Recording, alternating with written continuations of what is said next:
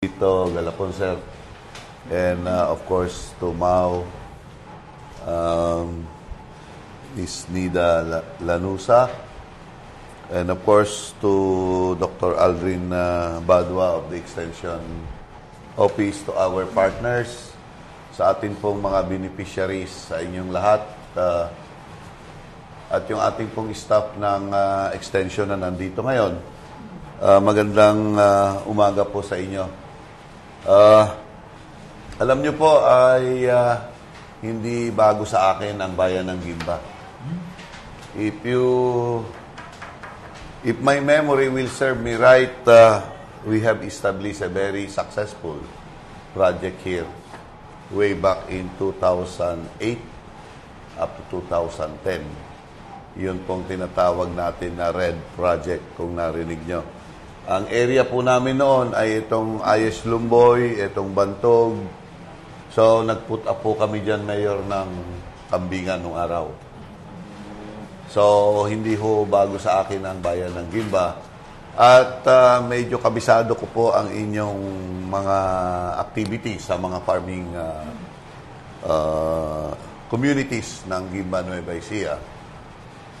Ang natatandaan ko po noon ay si Kapitan ng Ayes Lumboy. Matagal na kapitan yun eh. Yung maliit na... Yeah, si Kapitan Gieb. Kaya lang, nung huli ho kaming nag-meet ni Kapitan Gieb, ay hindi na kambing ang alaga niya. Kalabaw. Kalabaw na. Yeah. So, naging successful po yung project namin na yon. At one of the successful development project na pinondohan po ng PCAR DOST. At yun naman po ay of course sa tulong ng municipality ng Gimba and then of course the Municipal Agricultural Office. So in partnership with CLSU. At ito pong Techno Village na itatayo natin at unang-una ako po ay nagpapasalamat sa inyong mga kapartners na tumugon sa amin pong panawagan to partner with us. At ang masasabi ko lang po on the part of CLSU ay hindi nyo po na itatanong, ako rin po ang director ngayon na tumatayong director ng Extension. So, kaya po itong mga masisipag na personnel natin, madalas wala po sila doon sa kanilang opisina, nasa labas po sila. At ang hangad po ng CLSU ay makarating sa inyo, sa ating pong mga partners, yung aming ginagawa. So, marami po kaming mga na-develop na technology, pero mawawalan po ito ng saysay kung nandun lang sa CLSU. Lahat po ng ginagawa namin doon ay para sa ating mga magsasaka. Kaya po kung hindi namin ito mailalabas at hindi nyo mapapakinabangan, ay mawawalan po ito ng saysay. Noon pong ako yung presidente ng CLSU, 4 na taon, lagi pong hinahanap ng Commission on Higher Education, ano na ang ginagawa ng CLSU upang tulungan ang community. And I think this is one of the activity now. Kaya po nung ako'y naupong presidente ng CLSU, ang unang-una ko pong inilaunch na project ay itong Techno Village. Ang konsepto po ng Techno Village ay isa pong komunidad sa barangay na nandun lahat ang mga technology ng CLSU na mature na po na technology kagaya ng special purpose rice, yung aming pong kambing, yung aming pong tilapia, yung aming pong itik Pinas. So ito po ang gusto naming makarating sa inyo, partner with you, of course, sa tulong po ng inyong pamahalaan ng bayan ng Gimba, and of course, Mau. At sana ay lumago ito hindi lang doon sa una nating itatayo, ang gusto po namin ay maraming gumaya. Yun pong tinatawag nating ripple effect. Kanina po narinig ko sinasabi ni Mayor, kanina, sabi niya, kailangan kasi ng tao ang pera. Ngayon, kung sa isang buwan ko pa ibibigay, baka patay na yung taong pagbibigyan, hindi na, gutom na siya. Ganon din po ang aking pananaw sa extension program. Kaya po, Mayor, binabago ko yung konsepto ng extension sa CLSU. Hindi ko po alam kung ito'y tama o mali, pero malalaman natin kung kayo'y magsasaksit, sasabihin kong tama. Sapagkat ang karaniwan pong nangyayari sa extension program, pupunta ang extension worker, pag-aaralan muna anong pangangailangan. Kagaya po ni Dr. Badua, 28 years na po ito nasa community. Kailangan pa ba niyang mag-aral para malaman ang pangangailangan ng barangay o komunidad ng magsasaka? Palagay ko po hindi na. With his 28-year experience, alam na niya ang problema ng magsasaka. Ang problema po ng magsasaka ay kulang na kulang ang kanyang kinikita. Kaya sabi ko sa kanila, baguhin natin, baliktarin natin. Kasi po, ang gusto ng extension, nung una, training. Sa dulo, ibibigay mo yung aalagaan nila. Baliktarin kaya natin. Bigyan mo na muna, tsaka tayo mag-aral. Kagaya po nung narinig ko kay Dr. Bado kanina, meron ding mag-iitik pala rito. Pero ang alaga niya po ay pateros. Palitan po natin yung pateros. Subukan natin yung aming itik Pinas na dinivelop po ng ating mga mananaliksi. Baka mas maganda ito. So, yun pong nagpapalay, subukan natin yung special purpose rice sapagkat maganda po ang presyo nito, meron kaming na-establish na market. So, if we can establish all of these things and prove na tama yung concept na sinasabi ko, palaganapin po natin ito para makinabang ang ating magsasaka. Yun po yung gusto naming mangyari. At muli, kami po ay nagpapasalamat sa pakikipag-partner nyo sa amin sa pagpapalaganap nitong Techno-Village na ito. At sana ay hindi lang po sa anong barangay? Asumsum, sir. Ang pagtatayuan ng Techno-Village. Barangay Kasumsum. Okay.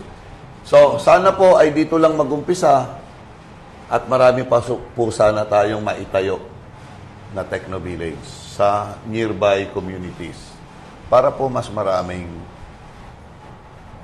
makinabang. Noon pong very active ako sa research at kami po ay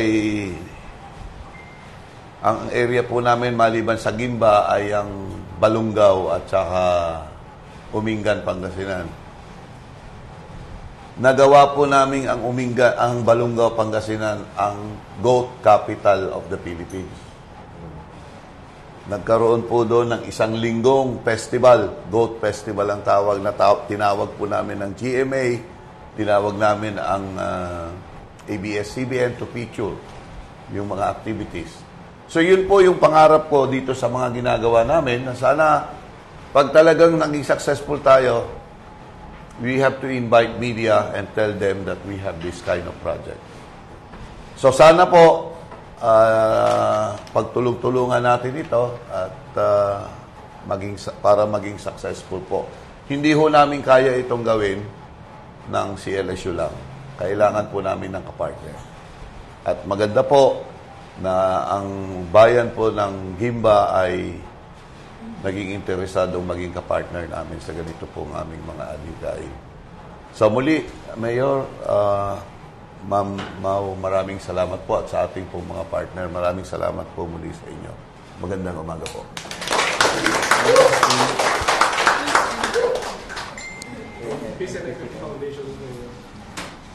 Maraming salamat po, Sir Edgar A. Ordan. Ngayon naman po ay pakinggan natin ang pangalawang mensahe po ni Sir Honorable Joselito E. Magandang umaga sa ating lahat, lalong-lalo na sa ating mga partners na galing sa CLSU, kay Dr. Edgar Ordain, at yung Division Head ng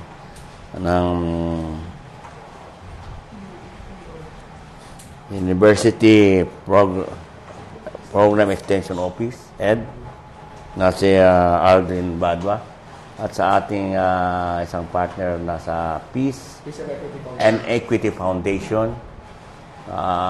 Salamat po sa tulong na ibibigay nyo sa mga magsasaka, sa mga kababayan ko sa Gimba, at yung ating Techno Village Development Program, parang halin tulad yung nung araw. Ito para po bang yung modern farming. Natandaan yung modern farming na kung saan sa isang hektarya, andun may kalating hektarya binubukid, may alagang baboy, may alagang bibi, may alagang kambing, may gulayan.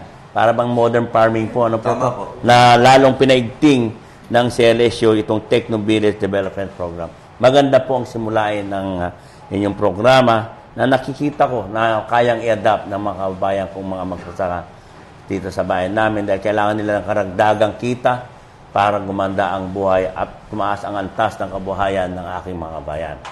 At naniniwala ko na hindi lang dito sa Kasungsong mag-umpisa, sa makarating na barangay at sa iba pang barangay na malalaman ang ganitong klaseng mga tulong na teknolohiya ng CLSU at ng ating partner, ay tiyak po, marami po magkaka-interest na sundan ang programa pong ito. Sana po huwag kayong magsawa at tulungan ng aming bayan. Dahil ang bayan po namin nangailangan ng tulong para po umunlad ang aming bayan. Magandang umaga po sa ating lahat. Maraming salamat po, Mayor Lito. Ngayon naman po ay tunghayan natin yung ating MOA signing proper. Narito po yung ating copy po ng MOA. Sige. Pwede po bang igilid mo na ito? Assist naman.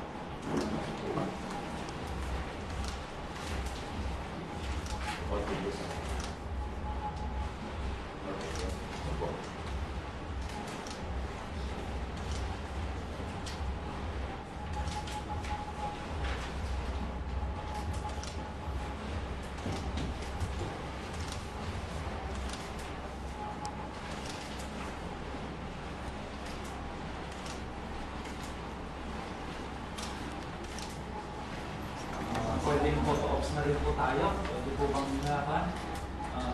approve? Approve po tayo? Please, ko lang po yung Sige.